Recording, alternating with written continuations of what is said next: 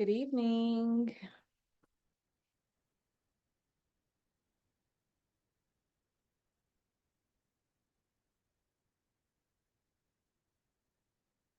Hope everybody is hanging in there and warm this evening. It's super cold here in Atlanta, and I know if you're based out of Tennessee, then it's even colder. So hope everybody is doing well and keeping power and staying off the roads if they are icy, because I know that can be a rough thing. I have been there. I'll make sure my volume is up. Okay, great. Well, I'll go ahead and get started this evening. I'm going to go ahead and share my screen. Hope everybody had a Merry Christmas and a Happy New Year. I know I did. It was a fun time. I've got little kids, so it's always a blast with them.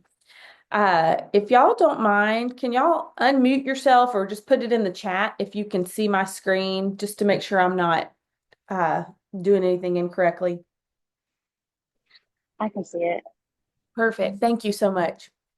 Okay, so we'll get into our announcements. I'll try to make this quick and then get into our uh, contract GAR form changes for 2025.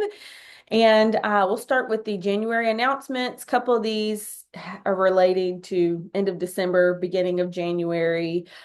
Just a reminder, 1099s will be sent out by email January the 24th, and a physical copy is going to be mailed to your address. So now is a good time to double check that Zach Taylor has your correct mailing address so you can make sure that you get your 1099s. And also a reminder that our January training classes have been added to the dashboard calendar. So check this out. We've said this before, but all of our agents are allowed to, no matter what state you're licensed in, you're allowed to join any of our trainings. So if you're licensed in Florida, you're still welcome to watch Tennessee or Alabama or Georgia trainings, whatever, would work for you. I've said this also before, but just keep in mind, different states have different rules and laws regarding contracts and regarding just the norm, I guess. So just keep that in mind when you're watching trainings. If they're talking about like Tennessee specific things, then you may want to take that kind of with a grain of salt. But keep in mind that we've got a couple trainings coming up for our Georgia agents or anybody that wants to join, but these are Georgia specific trainings. I will be hosting these next week, January 15th. We are going to go over our new agent checklist. This is something that I've come up with for our new Zach Taylor agents. Maybe you're new to real estate altogether, or maybe you're new to our brokerage. Just kind of let you know the norms and some things that I've compiled talking with new agents to just kind of get ahead of the game a little bit. And I know it feels like when you get your real estate license, you're just kind of thrown out there and you're like, what do I do now? So I'm hoping that this checklist and these things will help our new agents kind of get a game plan and some systems in place. On the 22nd, 5:30, just like every week, I'm going to go over how to audit your listings that aren't selling. So if you have any current listings that are just sitting on the market, we're going to go over some things to look at in those listings to change up, or maybe uh, switch whatever it may be to get those things sold. On the 29th, 5:30 as well, we're going to go over how to build a listing machine in your business. I posted about this, I think, yesterday, but the best way that you can make as much money as possible in real estate and not be working, 60, 80 hours a week is to be a listing heavy agent. Listings require a lot less time than working with buyers. So I'm not saying that you shouldn't work with buyers. I'm just saying you should be able to build a listing machine in your business and spend a lot less time working for the same amount of money. February 5th, how to list a house on the MLS. This again will be geared towards new agents that have never listed a house. And my plan is to literally go through, show you start to finish how to list a house without creating an actual listing on the MLS to be live, but to go through all of the steps. That way, if you have a listing coming up and you've never used FMLS or Georgia MLS, you're able to do this. I'll show you all my little tips and tricks on that I've learned over the years. Uh, January brand kit templates are available for y'all. You can click on any of these links and customize these. And then this, you can click to download our pre-made templates. And Taylor has come up with 15 content creation ideas for realtors. Realtors need to be using social media in their business. I've said that a million times, but Taylor gives us some great ideas if you're ever just want to sit down and create content. She gives some great ideas where you can kind of tweak those, put your spin on it, put your picture in there, and personalize this to be able to post or email or whatever you do. Zach's YouTube channel is amazing. If you ever have free time, please sit down and watch his YouTube training videos. They're great. We have lots of dot loop and compliance training videos as well. Thinkific is our training website where all of our training videos are hosted. So you can click that link if you need to watch some training videos. And then our Amazon storefront is great. And as always, connect with us on social media. So I'm going to go ahead and get into our training for this evening. I firstly want to go over this letter. If you're licensed in the state of Georgia, then you probably got this letter from Seth Wiseman with Wiseman Law. He is the attorney for the Georgia Association of Realtors. So he sent out this letter just kind of going over the changes to our forms for this year. And I just want to go over kind of the highlights of this because it's kind of lengthy. I want to go over the highlights. One second.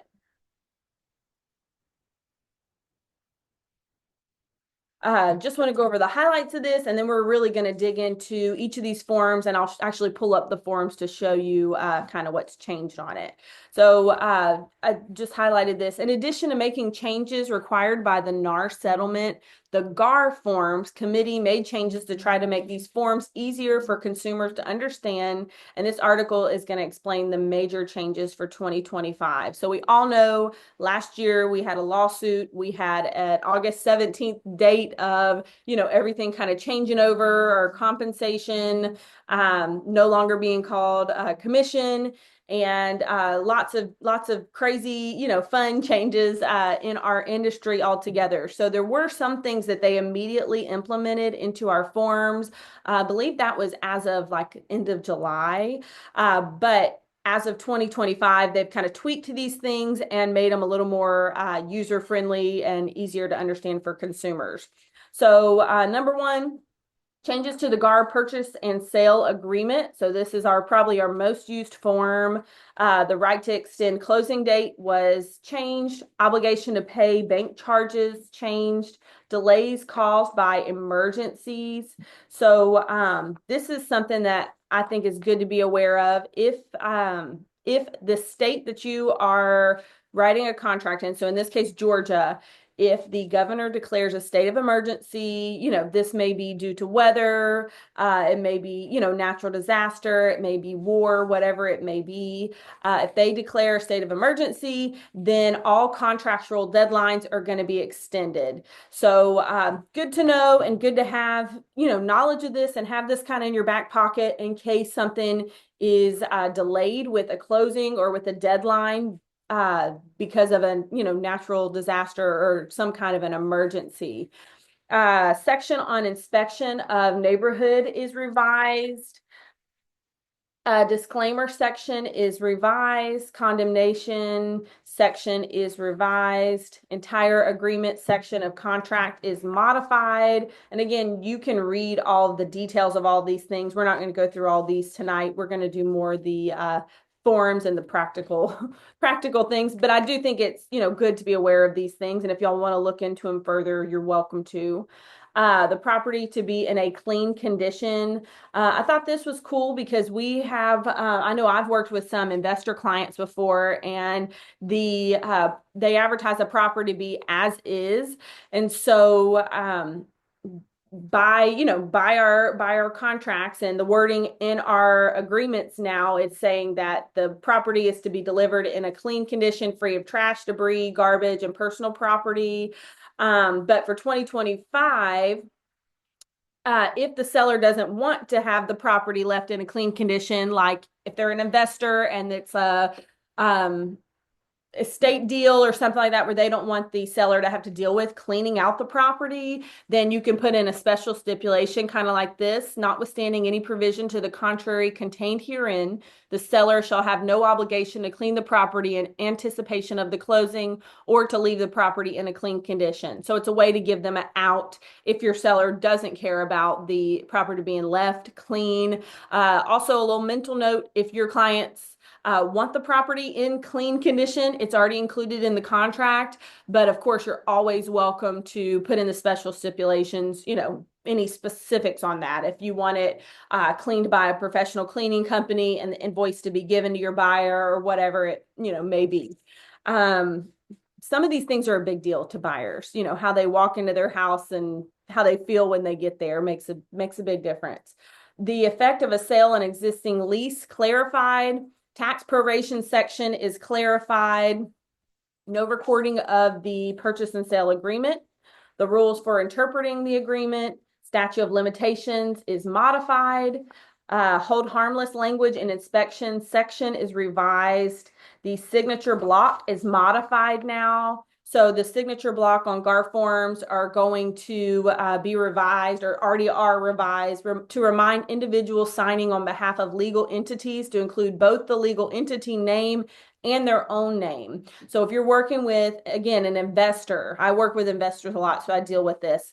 If you're working with an investor, the person signing has to put their name and then, whatever LLC, and then by the person who is actually, physically signing that, and then their title with the company, just to keep everything smooth and legal, of course. Changes to the exclusive buyer brokerage engagement agreement. Of course, we've got the compensation for professional services of broker section is revised. And then changes to the exclusive seller brokerage engagement agreement. And again, talking about the compensation on there. Changes to the agreement to work with buyer as a customer. And there's also a couple new forms. New form F117, seller's broker notice to unrepresented buyer. There's also a new form called a showing agreement. We have our own version of this at Zach Taylor. If you want to show a property without like an exclusive buyer brokerage agreement, then, or you have somebody that's not willing to sign that, to commit to you as their agent, you can have them fill out this showing agreement, and it essentially, releases you from liability, and you may be able to, get into a buyer brokerage agreement after, this is like a little easier way to get into that. But that's a new form. We'll go over that one in a little bit. Changes to the buyer broker compensation agreement. This was a new form as of last year, but there's a couple changes to that. We'll go over those as well. Number 7, changes to the pre-showing compensation agreement, the F258. Changes to the seller's property disclosure statement. Changes to the conventional loan contingency exhibit. 10, changes to the commercial purchase and sale agreement. And 11, there are a couple other new forms: visitor sign-in sheet and disclaimer, and viewing a house under construction form. Again, these kind of just release liability for the brokerage and for you as an agent, for people coming into an open house or viewing a house under construction. So good to get familiar with these.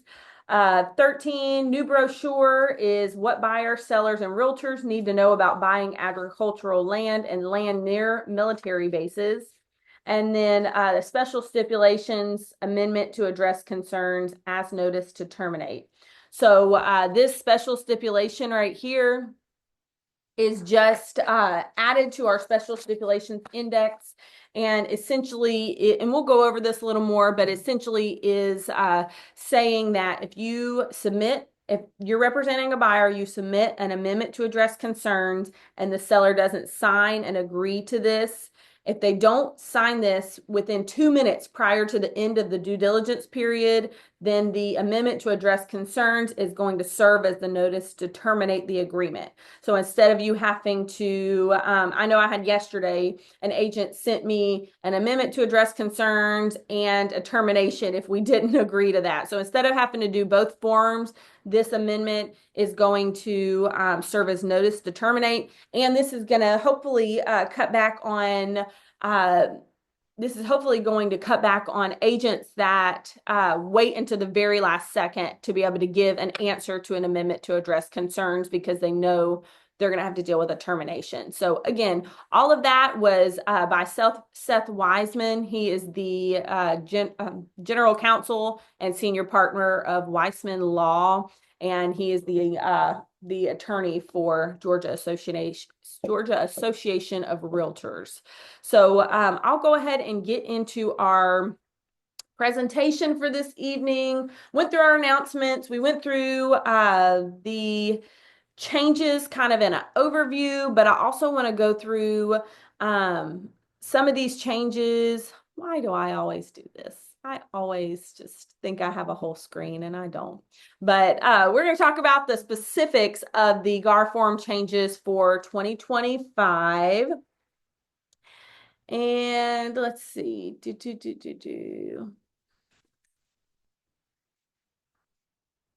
Okay, perfect. All right, I'm going to minimize this for a second. And this is just a little disclaimer from me, some things that I've been thinking on this year, and I really want to encourage our agents.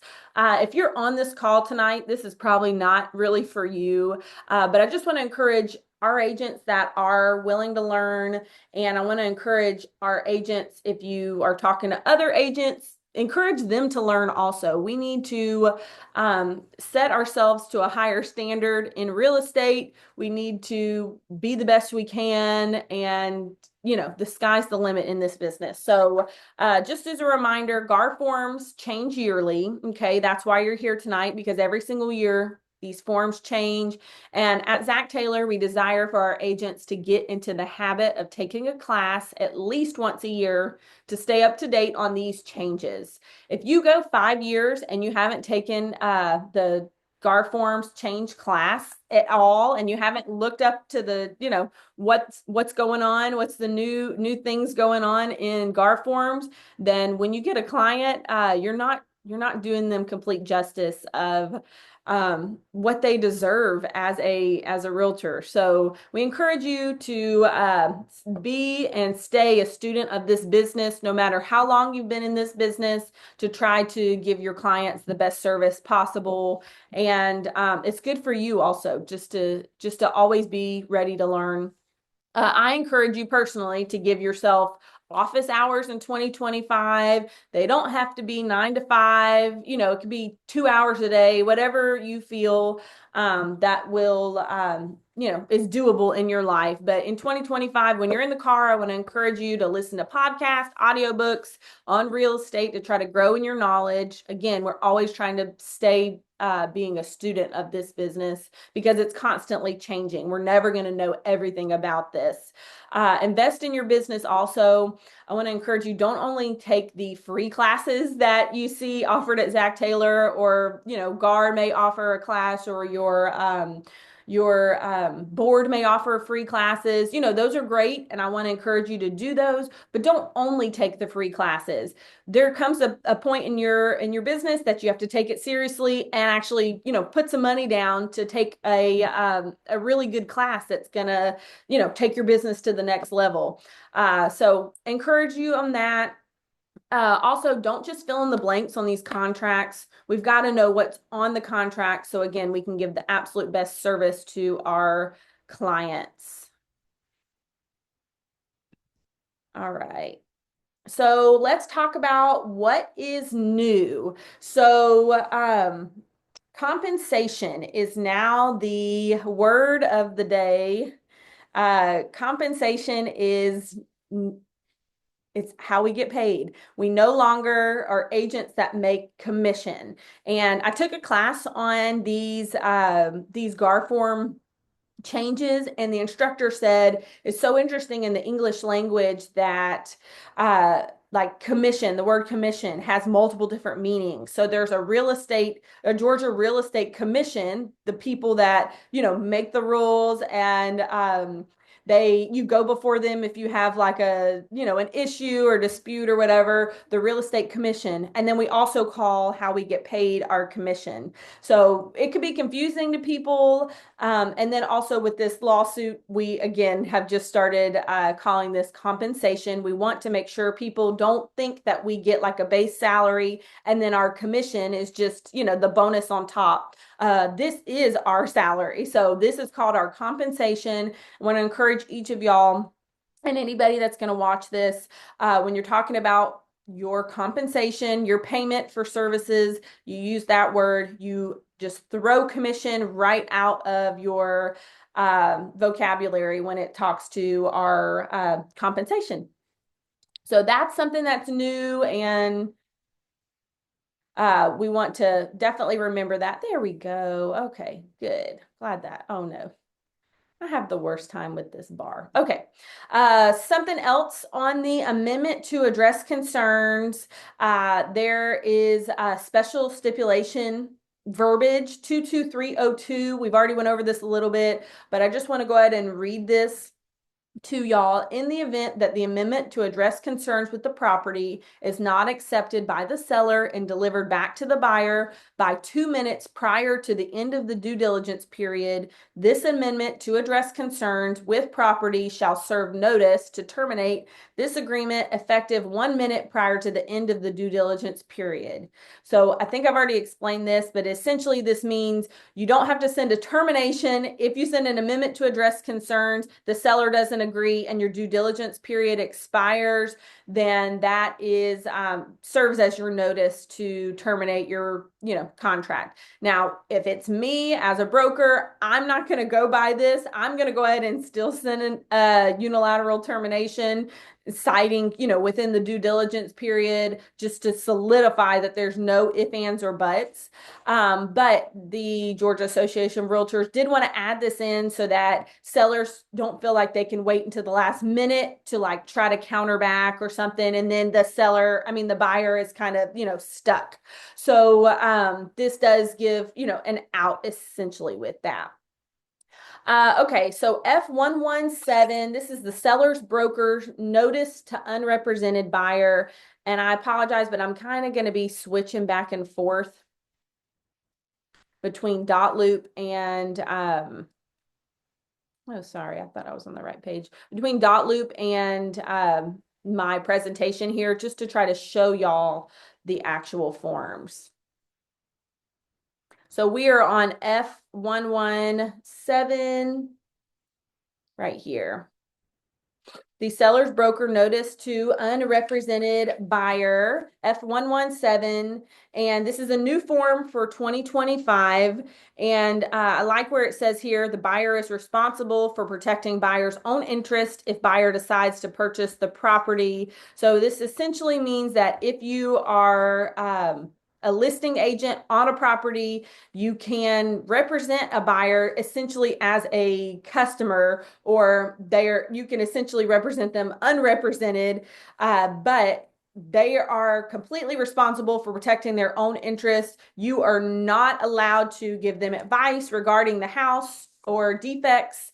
You're not allowed to give them advice regarding the price they should offer, the terms of the offer, etc. If they're going to be protecting their own interest, you cannot be a part of it whatsoever, or else you are not doing what you stated you were going to do in the form. I would recommend, if you have a person that's like this, they're like, this is not my first house that I've ever bought, I can definitely do this all on my own. We all know there's so much more that goes into it, especially if they bought a house 20, 30, 40 years ago, then, back then. But I would recommend giving them this brochure regardless if you're trying to help them. The ABCs of Agencies, GAR Form CB01, and have them read over that just so they can at least know what the norms are without you actually giving them any advice or doing ministerial acts.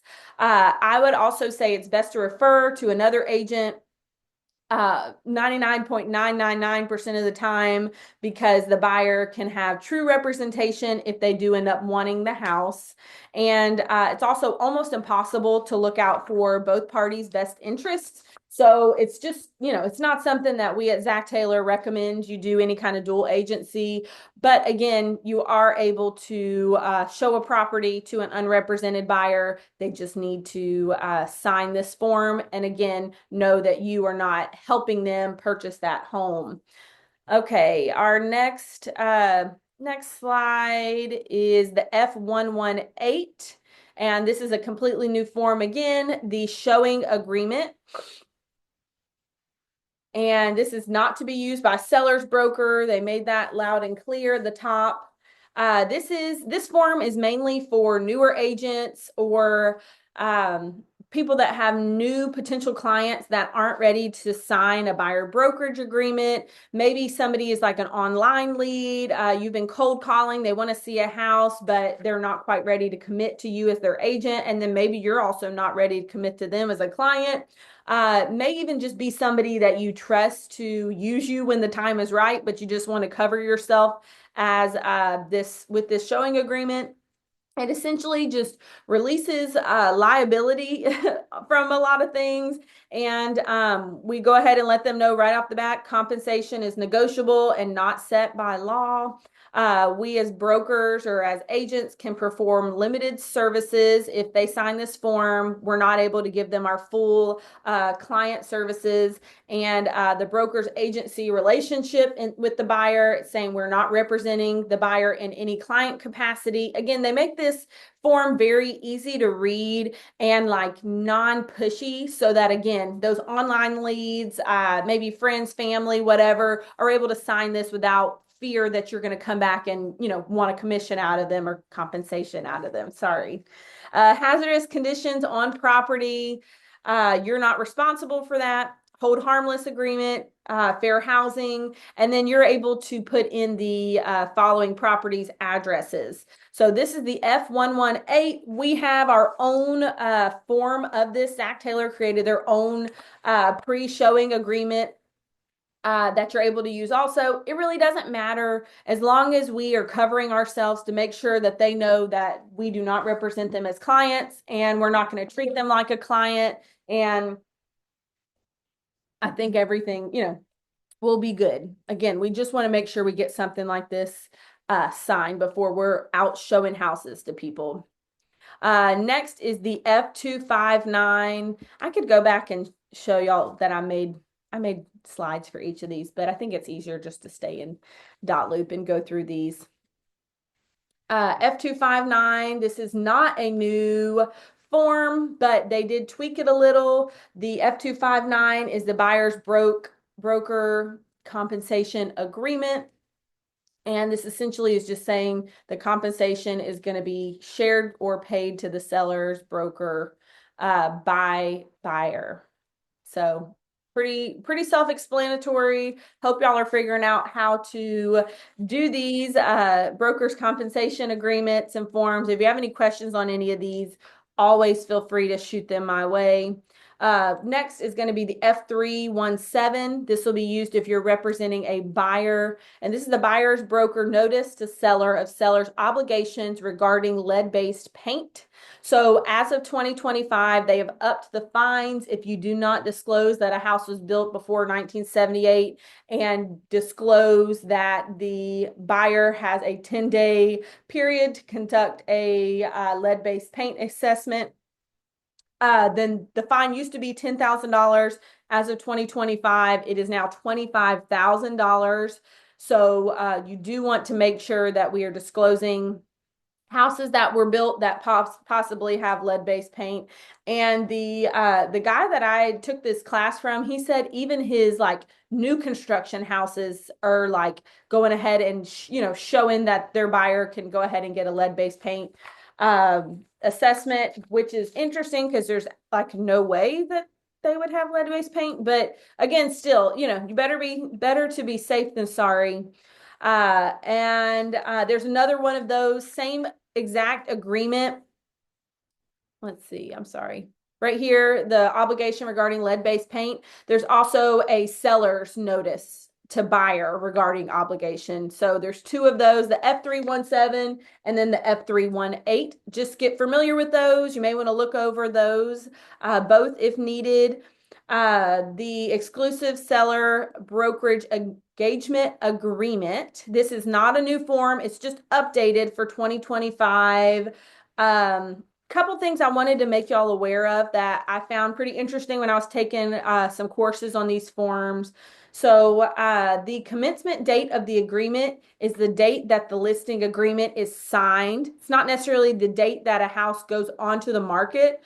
The marketing commencement date is when it actually goes on to the MLS and is marketed. So when you do this commencement date of agreement, and then you have the ending date of agreement, keep in mind that you may not have the house on the market for a couple weeks, in between signing a listing agreement, getting everything ready, or it may even be a couple months, and then the marketing commencement date. So I just want to encourage y'all, when you have an ending agreement date, think ahead and don't only put, a month in between these two dates.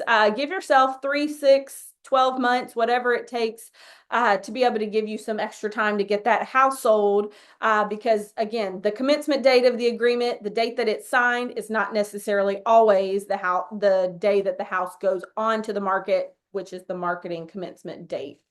Just a little snippet. I don't think that changed this year, but I just wanted y'all to know what did change is this compensation to brokers for professional services. So the compensation portion of our forms. And a little note that B and C should not have the same numbers in them. I've been seeing this where people are putting, 6% here, 6% here. That's essentially meaning that the seller is going to pay 6% and then you're giving the buyer's agent the full 6% and you get 0. So just keep in mind, however you fill this out is between you and your seller. But just do not have the same numbers. I just wanted to make a note of that. Should not be the same numbers or same percentage in these two sections. And then one other little note, seller's offer of compensation to the buyer's broker is conditional. Specify the conditions here. So I've seen a couple different things on this. If buyer's agent isn't a part of the MLS where the property is listed, then you could do a lower percentage here. Like if it's like an out-of-state buyer's agent that you're gonna, not out of state, like an out-of-town buyer's agent that you feel may not actually know the market or may not actually have been present at the initial showing, you are able to, lower their commission essentially. Compensation. I'm so sorry. You can lower their compensation if they're not a part of your MLS or if there are any other conditions. The other thing I wrote is if the agent isn't present at the initial showing, something like that. Again, they are, obligated to take less if they aren't going to give 100%. One other thing is right here, it says no compensation being offered or marketed to the buyer's broker. That is an option now. I've told y'all so many times I don't recommend this, but it's up to your seller what they want to do. Just another little side note, technically in the state of Georgia as of this year, we're not supposed to offer buyer broker bonuses. So I know in the past I've seen like open house, motivated seller, if you bring us a buyer, we'll give you a $1,500 bonus or an extra percent or whatever it is. Technically that's not allowed anymore.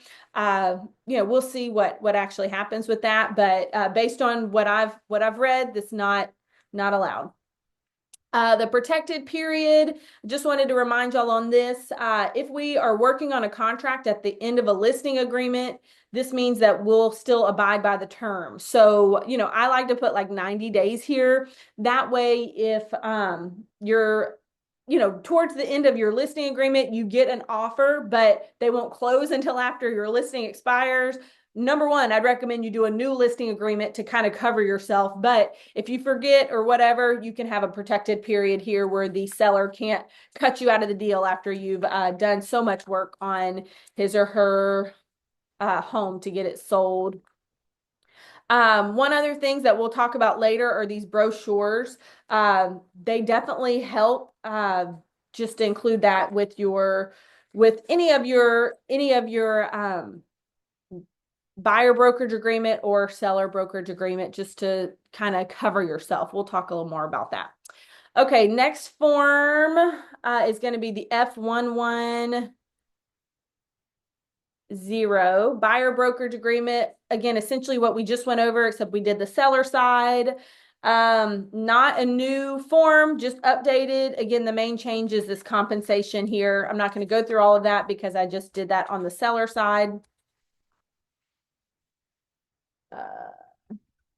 Okay. And we'll also go through the F846. This is a new form, and this can be used in an open house situation for a visitor sign-in sheet and a disclaimer.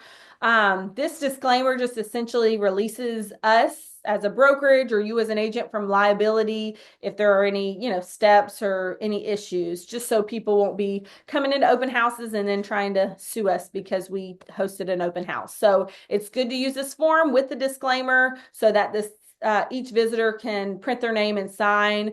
It's good to keep up with their information anyway to do follow-up, but this is a new form as of this year that is needed and available to you if you are a licensed real estate agent and member of a board. Next new form is viewing a house under construction, F847. And again, this essentially just releases you from liability as an agent. This probably would be more for a new construction agent, somebody that works for a builder, to be able to use this and then have everybody kind of sign in just in case there's debris or nails or whatever it may be under construction. Again, just a good idea to get that signed. And those last two are both brand new forms for this year. And the Home Buyers and Sellers Guide to Radon. This is a new brochure that we can give our buyers and sellers to talk to them about radon. Again, this is great information about radon. I've dealt with it a couple times with my listings and with my buyers, and I know it's a very expensive fix. So it's good to go ahead and get these conversations going in the beginning. Another brochure that we can start sharing with our buyers and sellers, what buyers, sellers, and realtors need to know about buying land and land near military bases, installations, and airports. Again, this is just kind of good information. It's written by attorneys, so it's very professionally done to share with anybody in this particular situation. The GAR Forms Index. I just wanted to show this to y'all since y'all are awesome in here tonight. These are all of our GAR forms. These are the forms that we have access to in Georgia. And I would recommend if you're dealing with like a funky situation, come in here and see if we have a form regarding this. I know Sarah and I were talking today about providing a lease to a client. And I was like, I don't know if we have a GAR form with a lease. And then later on, I see this F913, lease for residential property. So we have tons of free information. I say free, we have to pay, but tons of information at our fingertips to make sure that we set ourselves up as professionals. So just wanted to remind y'all that we have a form index there. You're able to check that out at your leisure. And then 2025, we have updated some special stipulations. And these are so cool. If you're ever worried about wording in a special stipulation, you honestly could come here and get some great wording and facts of, what this needs to look like. It's just such good information. Okay, that really is all the forms that we had to go through tonight. We've went through that, all of these. We did so good. Let's see, special stipulations, forms, table of contents. Great. Okay. Wanted to put this here. And any questions on any of these GAR forms for 2025 can be emailed to me, or you can text or call me. I've got my cell phone number on this screen, available anytime for our Zach Taylor agents, because I want y'all to be super successful and I don't want y'all to get sued. Uh, just a couple reminders that I have learned recently, and I wanted to reiterate these things. Reminder that texting from your phone is not a formal notice. So if you text an agent and say, hey, my client wants to terminate the contract, and just shoot them a text, they can, say that's not a formal notice, and you actually have to move forward with the contract, which is not a great thing. So just to remember, you want to either fill out a form, send an email, double check yourself, do the right things. Do not just text very important information to agents or attorneys or whatever. Another reminder, if you are a realtor, you are to abide by the code of ethics. And we at Zach Taylor take a stand against bad mouthing other agents, because you need to be ethical. So just keep that in mind. Even if somebody does something that's, not 100% right, we need to make things right, of course, but it's not your job to go and tell the bad to every other agent around your area. GAR forms this is another reminder, GAR forms are for licensed agents only. So you don't share these forms with friends. If you have friends that approach you, and by the way, at the beginning of my career, I did this one time because I didn't know any better. I was like, oh yeah, I'm an agent. I'll let you have this form so you can sell your house for sale by owner. I mean, how stupid was that? But if you have friends, family members that are wanting to sell by owner, or wanting to have, an official purchase and sale agreement or something like that, that we could provide, don't send it to them. Send them to LegalZoom or an attorney to be able to help draft something for what they need. We are not supposed to be sharing these GAR forms with anybody that's unlicensed. Just a reminder, we want to be on the offense in real estate this year in 2025. Let's get ahead of everything and be able to make some goals. Let's not be on the defense and just trying to catch up everywhere we can. So be on the offense, get ahead of the game, be a student to real estate this year. And then I'll end on this. Buyers and sellers want representation in their transactions. They want protection and they want professionalism. So let's try to give them all of those things this year when we are representing our clients. Let's do it to the best of our abilities.